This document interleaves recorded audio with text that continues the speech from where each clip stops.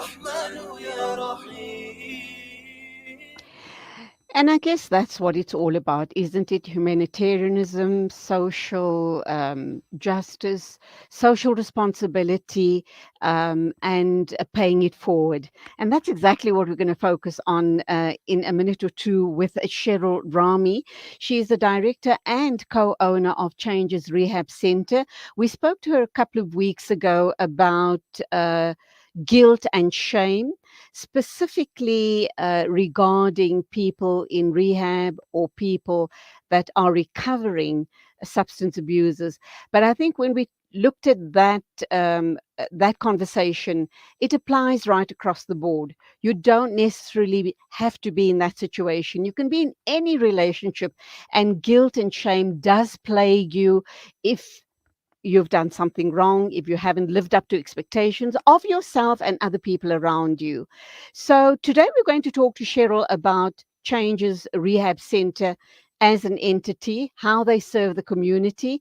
And obviously, I want to focus on the issue around the halfway houses and in certain instances, why recovering substance abusers or recovering patients seems to resist these halfway houses. A very good morning to you, Sheryl. Welcome to the program, and so nice having you on the show once again. Morning. It's an absolute pleasure. It's lovely being on your show. So thank you. And I think you started with such an awesome question. Why do they resist? And I think for a couple of reasons. They've been in treatment, so they would have had to have done an inpatient program. And they've been either in primary care or secondary care for either 24 days or 3 months or 2 months. And they are missing the comforts of home. They're starting to feel better physically. They're starting to feel better emotionally. So they're looking for mom and dad, family, food, TVs, the things that they haven't had access to or much access to in primary care. So I think the first reason they give us is I'm homesick. I would like the comforts of home and I feel like I've recovered now. So I feel ready to go home and face life. And from experience and history, we know that it's not the case. 21, 24 days, 30 days, 60 days, it's often not enough for them to integrate back home because the family also still needs a bit of time to start trusting, to have worked on their own recovery process, to understand what addiction and recovery really means. Um, and sometimes the family's not ready. They still sort of in the same place as when they went into treatment. So it takes time, and halfway houses often buy that. It buys you time to integrate while you're still in a safe space, in a place of accountability, and somebody's monitoring a lot of your actions, and that they're able to call you out on behavior that the family may not be able to. Family is still very tentative. So to say to them, buddy, your behavior is not okay. You've lied a few times. You're missing meetings. You came late. You didn't check in. You haven't done your step work. It's easier for them to hear it from a peer than it is from their parents and siblings and grandparents, etc. So I believe halfway houses are crucial in the integration back into society. Okay, Cheryl, can you explain to us then? You spoke about primary care, you spoke about secondary, and you're now talking halfway houses. And that process could take 3 months, and in certain instances, as you've indicated, certain patients stay on for 6 months or even longer. And the reason for that, why are certain patients staying even longer?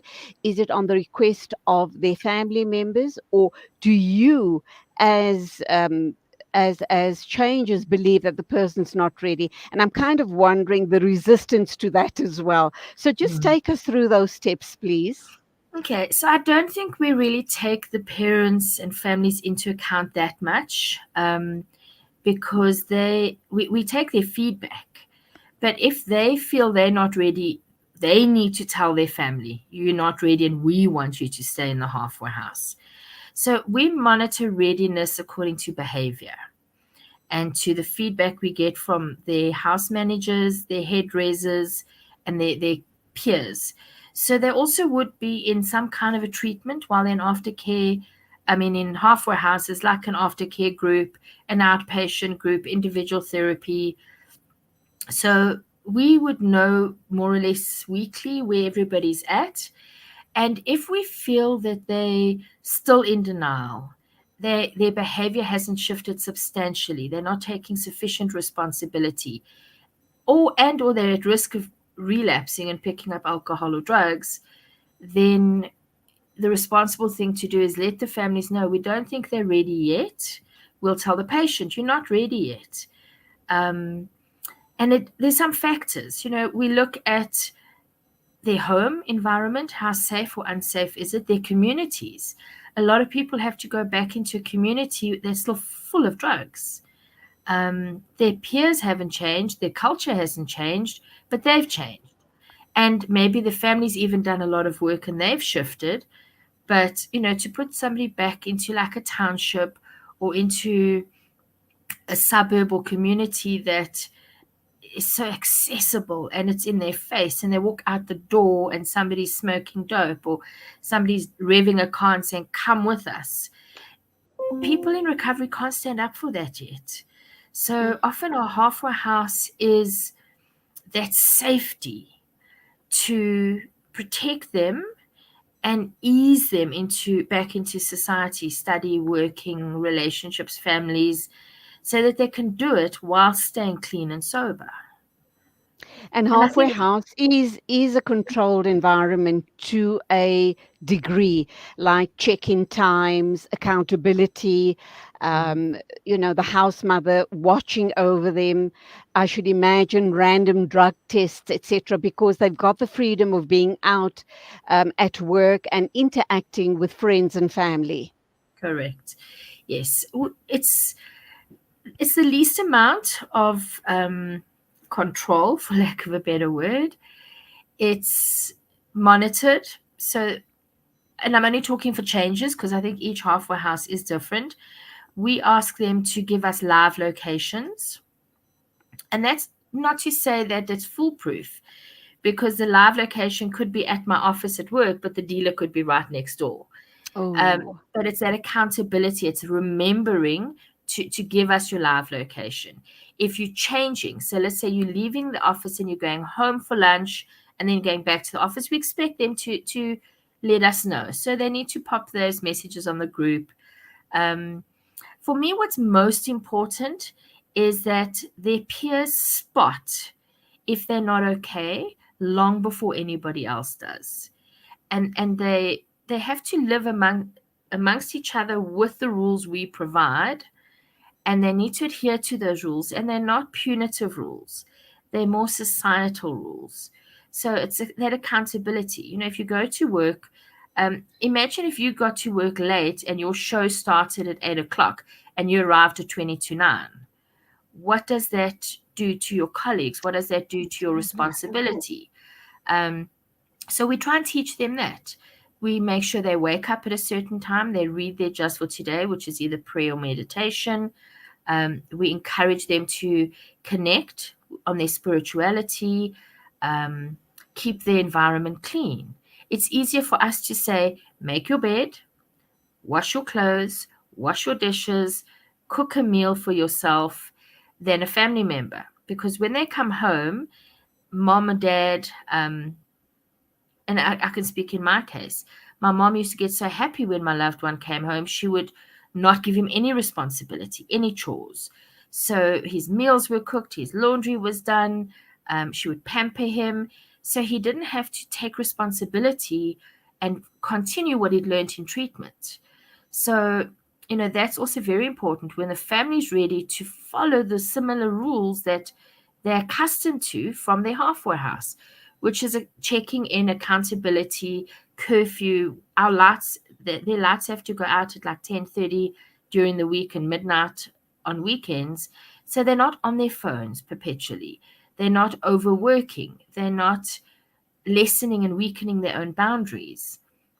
So for Okay, me, Cheryl, can I come back to you? We spoke primary. We're talking halfway house, which is the last step before they get reintegrated into their regular lives. What's the purpose of the secondary part of their stay in rehab?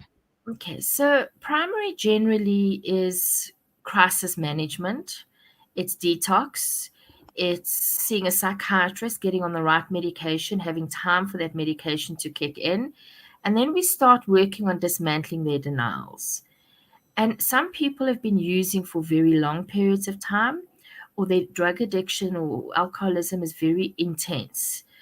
So the 24 days isn't sufficient for them to go into a halfway house and stay sober, or go home and stay sober. So the secondary provides that stability and further treatment for those that are in very severe denial or physically often very ill. And if they do use again, it could lead to organ failure, death, um, severe physical consequences. And but the most important for us is that they haven't yet accepted that they've got this disease, and that they've done sufficient work on their recovery, that we can give them a chance of saying, you know what, you've got a possibility of a recovery, you've got a good recovery. Um, and a lot of that resistance is tied in with the denial, and it's sort of closed off with arrogance. And some people take months for us to dismantle that arrogance, because addicts are very smart people. Alcoholics the same. They're bright, they're educated, they're street smart, and their belief system that tied in with their substance abuse needs to be dismantled. So silly things like going back and listening to the same music, or hanging out with the same crowd of people, or even wearing the same clothing that was associated with their culture, they don't listen to us in 21 days. So it takes longer to dismantle the denial, give them psychoeducation on what addiction really is, but what is recovery, how to recover. And a lot of substance abusers have had a lot of trauma. So it takes a long time to do that trauma work when they're emotionally ready. Because in the beginning, we see contrite and then anger. And while they're so angry, they've still got a lot of work that they need to work through. And a longer term secondary facility is where that work gets done. So the longer they do, our recommendation is 90 days in a safe treatment. And then 12 months in recovery at some level of care. Okay, I'm going to come back to you to talk about the 12 months of some level of care, and let's look at it from an outpatient point of view. But also, once the patient is done with halfway, does some sort of a meeting take place between the house mother or whoever and the patient and family members to say, this is where we at, this still needs to be done, and here is where you sign some sort of a contract, or some form of boundaries are put in place with your loved ones and yourself, and the house mother is kind of oversees all of this and makes certain that that contract, whether it's verbal or in writing, is signed off, because I think that does play an important role, does it not? It does.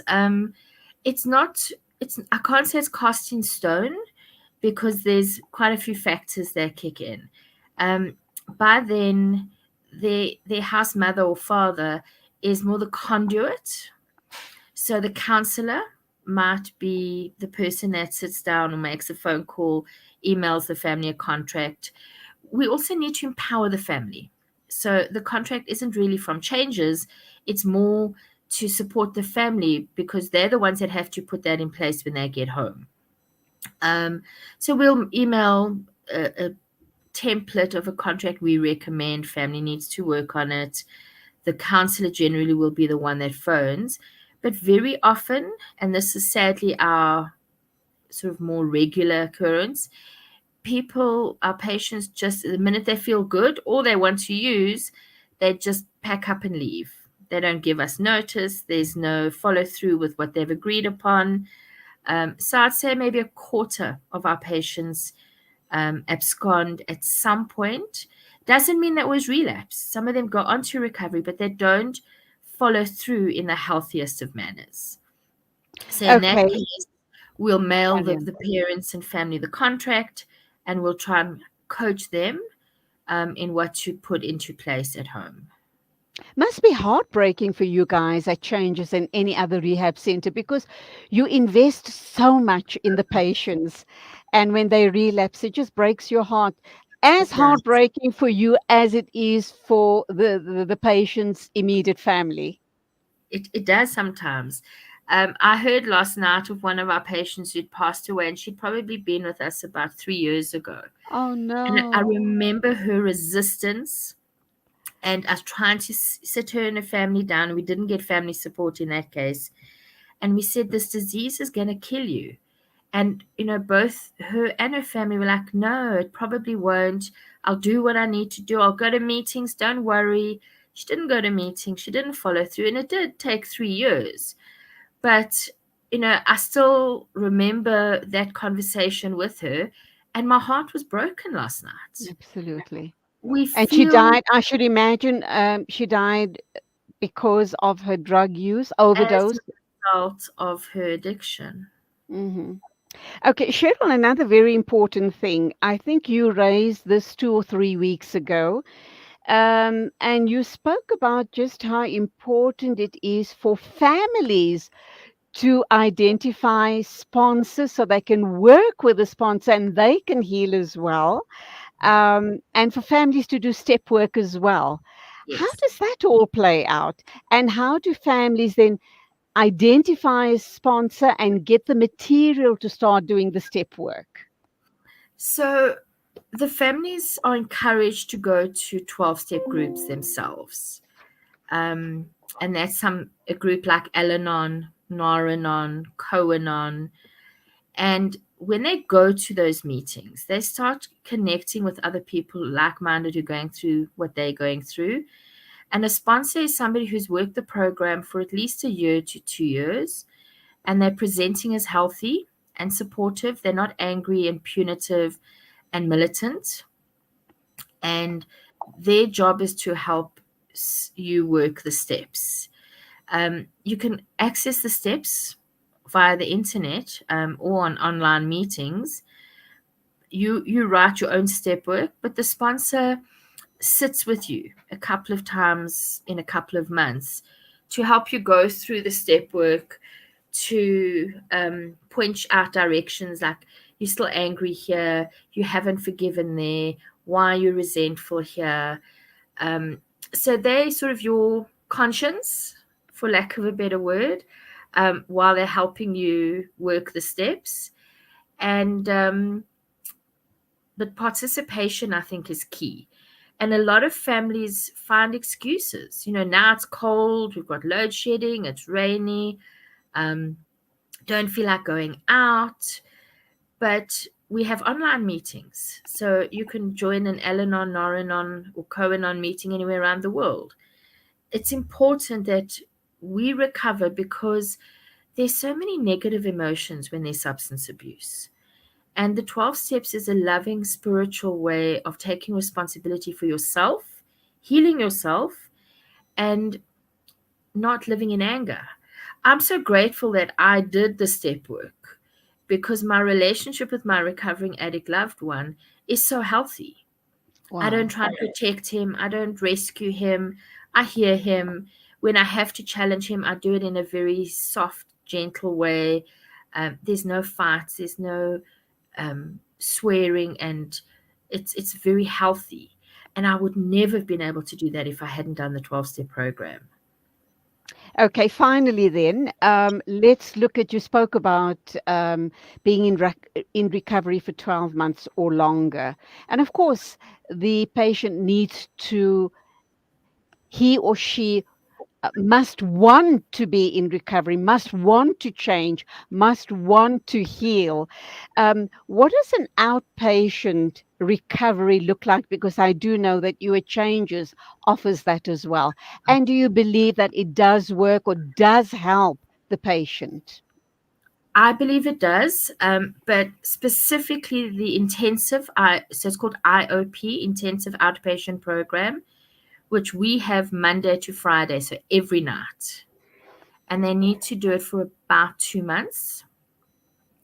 They need to be present, seated by 4:30, no matter what. Load shedding, work, bosses, children, and they're there for 2 solid groups. They have an individual therapy session during the week, once a week.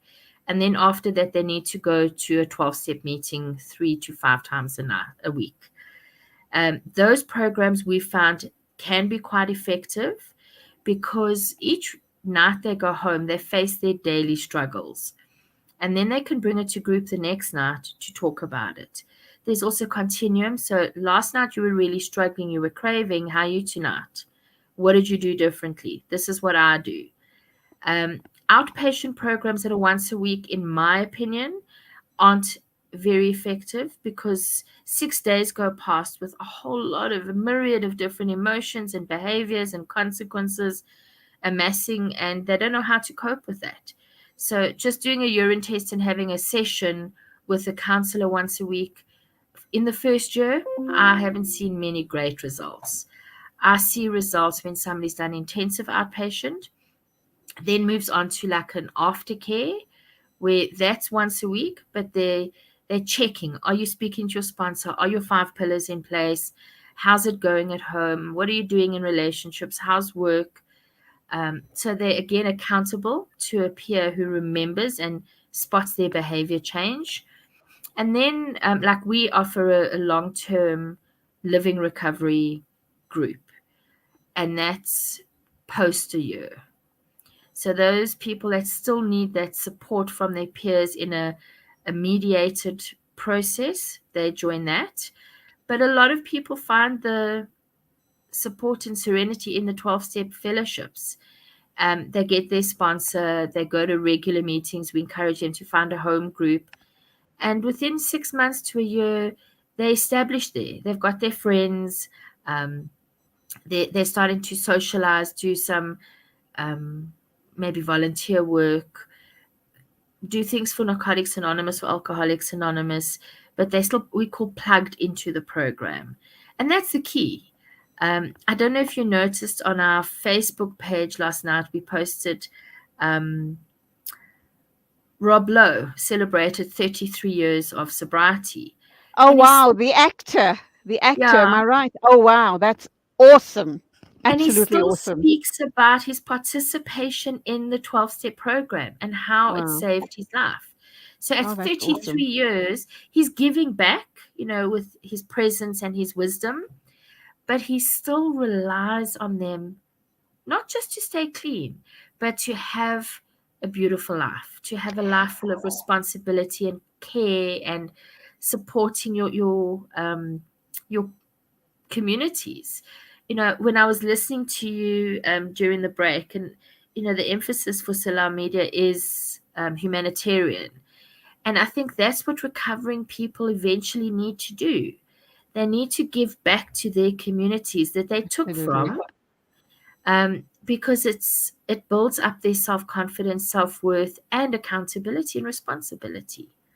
Cheryl, we need to wrap up. I could sit here all day talking to you. You really have brought up some amazing concepts.